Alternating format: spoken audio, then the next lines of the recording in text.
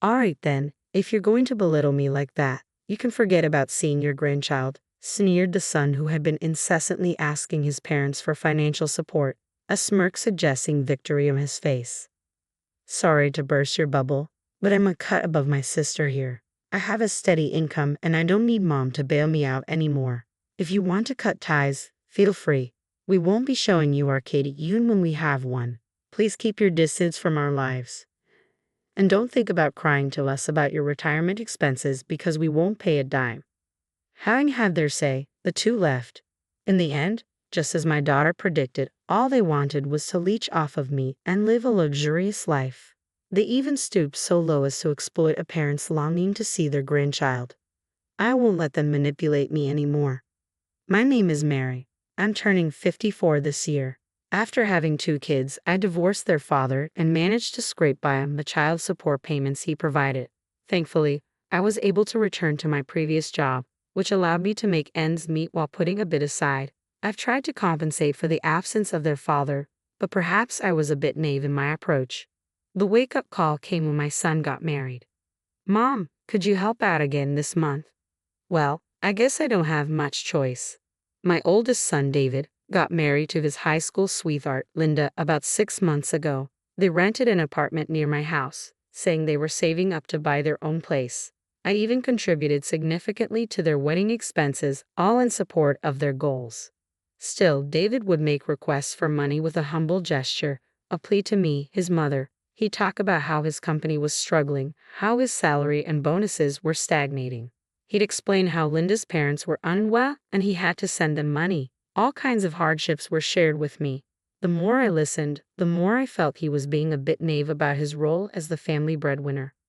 Nevertheless, I continued to give him money for about 6 months after their marriage. Since we lived nearby, they would often come over. We frequently shared dinners, and I assumed David was bringing Linda over to my place. Despite being newlyweds, they seemed to prefer spending time with me rather than by themselves. I even hinted at this once, but Linda only responded with, "Your cooking is so good, Mary. I could eat it every day." Although I was flattered, Linda never showed any interest in learning my recipes or helping me cook. The years passed in this way until my daughter, Tricia, started applying to colleges. At that crucial time, I asked David and Linda to refrain from visiting so frequently. Yet they continued to ask for financial support, and once the college applications were over, they were back to their usual frequent visits. Around that time, Tricia and Linda started having disagreements. "Mary, your financial help has really saved us. The economy is so tough, and David's company isn't doing well. But that bag you're carrying, Linda, it's designer, isn't it? You seem to be doing pretty well for yourself." "Come on, Tricia, this isn't that expensive. Besides, you always butter up mom for money. And Linda, don't you ever think of getting a part-time job or something?" "Tricia, that's rude." "Who's being rude here? Don't you feel ashamed relying on your parents for money?" "Well, I do feel sorry for Linda because I'm not earning enough." "No, not to Linda, to mom." "It's all right, Tricia, let's call it. We're all going through a tough time. Let's be understanding." It wasn't the first or second time I had to mediate between my children like this during meals. I understood Tricia's complaints, but I believed they just needed to endure a bit longer. I trusted they would soon say they could stand on their own feet and wouldn't need any more financial support. Above all, she didn't want to burden her children with money issues, especially without a father figure around. These were some of the thoughts running through Mary's head as she finished dinner and started cleaning up. She heard Linda from behind. Excuse me." Mary turned around with a smile, thinking that the moment she had anticipated had arrived. Linda's words froze her smile. "Thank you so much for your support, Mom. It's really a big help." "It's okay. I'm sorry Tricia can be a bit of a nag." "Don't worry about it. But I have a favor to ask." "What is it?" "Recently, I've been thinking about having a child, but I'm not confident about the finances." "What?" "Well, it's hard to have a baby when you're older, isn't it?" "Well, I guess it might be. So, I was wondering if you could increase the amount of support money a little more." Shockingly, David and Linda weren't discontent with walking on their own feet. They were actually planning on having a child in this situation. How can they consider having a child when their financial outlook is so unstable? Mary thought. She tried to hint that it was reckless, but Linda seemed irked and countered. "Don't you want to see your grandchild?" "I'm not saying I don't want to. Exactly. I'm an only child and I really want my parents to meet their grandchild as soon as possible. But you do realize that having the child will make things even more difficult. I'll start working too. Then we'll manage. David has also reassured me about this. Despite Mary's advice, Linda insisted that everything would be fine and there was nothing to worry about. As a result, Mary ended up increasing her monthly allowance to them from $1,000 to $1,200. When she told Trisha about this, she was indignant, insisting, "Mom, you're definitely being duped by them." But Mary still dreamed of the day when the two would become independent. A few years after she increased the allowance, David came to her house alone. Apparently, he knew she was off from work that day and seemed anxious to discuss something with her. "Is Trisha here?" "I think she's studying in her room." "Why, do you need something?" "No, it's okay. I just have something to ask of you, Mom. I hope it's not bad news." "Well, I was wondering if you could increase the allowance a little more." Mary had kind of expected it from David's demeanor, but she was utterly disappointed that both he and Linda just kept asking for money with no remorse. She let out a heavy sigh and finally, in a loud voice, reprimanded David. "Enough is enough. How long do you plan on relying on your parents?" No, you're misunderstanding. Linda has been getting tests done at the hospital." "Is Linda sick?" "No, not like that. She's been getting tests done for childbirth and it's turning out to be more expensive than we thought. We're short on cash. That's why I told you it's not a good idea to have a child without proper planning. What will you do if something unexpected happens? If the child gets injured or if one of you falls ill, you can't just say we don't have money. You don't think everything will be fine just by begging me, do you?" "Don't get too angry. I didn't know the tests were going to be so expensive." "Isn't that odd?" Mary turned around at the sound of the sudden interjection to find Trisha, who had seemingly been in the living room for a while. David made a sour face trying to shoo her away. But Trisha stopped him from saying anything and approached him. "What kind of tests are you talking about for childbirth? If she's pregnant, can't you check it with a pregnancy test?" "What test is it?" "I don't know. Linda went alone. I just heard we don't have enough money." "Why did you let Linda go to the hospital alone for such a serious matter as childbirth? Normally couples go together to listen to the doctor, don't they?" "David, you have the day off today, right? Don't butt in. You're just a kid who knows nothing about pregnancy." "The one who doesn't understand what even a kid does is you, David." There was some arguing, but David couldn't refuse Trisha's points and reluctantly left. "Well, I thought Trisha had a point. I told her, isn't it okay to cut them some slack considering their situation?"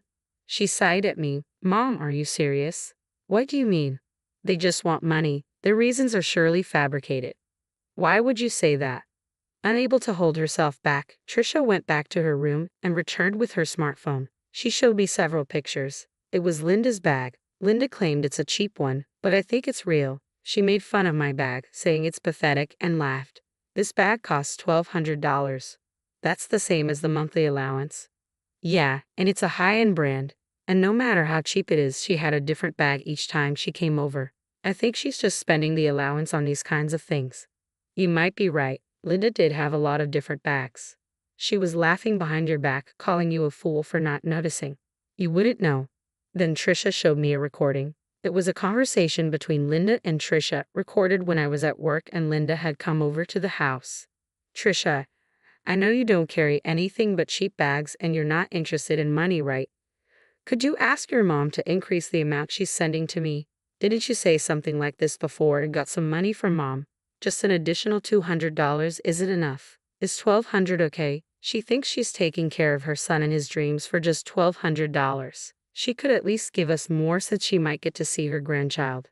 How audacious. Don't you understand it's better for the world if young people spend the money instead of the old hoarding it? "Hey, Mom. Are you still going to keep sending them money after they said all this?" Her voice was unmistakably clear. Trisha had secretly recorded their conversation on her phone that was stashed in her pocket. Upon hearing it, I felt both disappointed and deeply sorry for Trisha.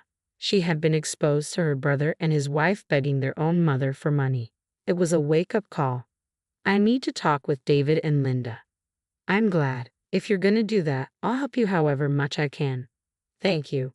The next day, I invited the two of them to my house. Linda arrived with one of those $1,200 bags in her hand, her face beaming with delight. Trish and I sat down with them at the living room table. I'm going to stop sending you money. What? What are you talking about? We can't handle this kind of surprise. That's right, mother-in-law. My medical expenses are piling up and it's really causing me trouble. Why don't you just save your money instead of buying those expensive bags? Linda, who initially tried to be humble and gain my favor, sighed heavily as if she had been wronged when I mentioned the bag. Don't you want to see your grandchild? I would feel sorry for the child being born to such irresponsible parents. Are you saying that even though your son is in trouble, you're not going to help us? I've been helping you enough. I've been sending you money for 10 years now, David. You should stop this already. It was you? You must have said something to Mom. Trisha has nothing to do with this. It's my decision based on your behavior. As I firmly stated this, David and Linda fell silent. Seeing this, I felt relieved that we could end this after a decent conversation. But then David laughed in a mocking tone and started shouting at us. Well, fine. If you're gonna insult me like this, then give up on ever seeing your grandchild. What are you talking about? Weren't you the one who was disrespecting Mom? You kept sending me money because you thought I was useless, right? That's right. You kept paying us because you thought David was struggling, right? What are you trying to say? Sorry to break it to you, but unlike you, I'm actually competent. I've been earning my own money, so I don't need Mom's help. Feel free to stop giving us your petty cash. You're blaming us, but you're just saying you can't go on without the money, right? Yeah, that's right. But don't come crying to us for money for your old age expenses after showing us this attitude. And even if we do have a child, we won't be showing you the baby's face. Never interfere with us again. With these words, they left with a bang. As it turned out, Trisha was right. They were simply trying to bleed me dry and squander the money. Worse, they exploited my desire to see my grandchild. Trisha was grinning with satisfaction as I sank into my thoughts. Don't worry, they'll be back begging in no time. But from now on, it's a new game, Mom, Trisha spoke with certainty. And she was right. Just half a year later, David, still in his work clothes, showed up at the house clutching his credit card statement. Listen to me, Mom. Linda's out there spending my money on bags and wallets like it's nothing. Oh, why are you surprised now? That's cold, Mom. Well, didn't she always behave like that, even when she was receiving $1,200 from me each month? $1,200. She said she was only getting $500. You didn't even know how much allowance I was giving to your wife, did you? That's disappointing. Indeed, I used to put the money in an envelope and give it to the two of them. I felt a headache coming on from my son's pathetic ignorance, not even checking the amount before using it. She's spending that $1,200 on all sorts of useless things, and our savings are depleting rapidly. That's how it's always been. I don't understand why you didn't realize it sooner. My words also served as a critique of my past self. Perhaps by being in the same position now, David might understand a bit of how I felt. But ultimately, David couldn't stop Linda, and he would only rely on me for money. There was nothing I could do for my son, who complained and lashed out without a hint of apology. Their quarrel seemed to continue, unable to stop Linda from spending more than her income. It was no surprise considering they were unable to save even though they were receiving $1,200 a month for free. As I observed their poor financial management, I couldn't help but wonder where I went wrong in raising them. I just kept going, doing as Trisha told me to. Mom, I don't know you moved, was the message I received 10 days after the move. Trisha had anticipated that David and Linda would come asking for money again. And so, as a precaution, we sold our house and moved to an apartment with easy access to Trisha's workplace. Of course, we didn't tell the two of them our new address. Just as Trisha had predicted, they came to our old place and, finding us gone, sent a frantic email.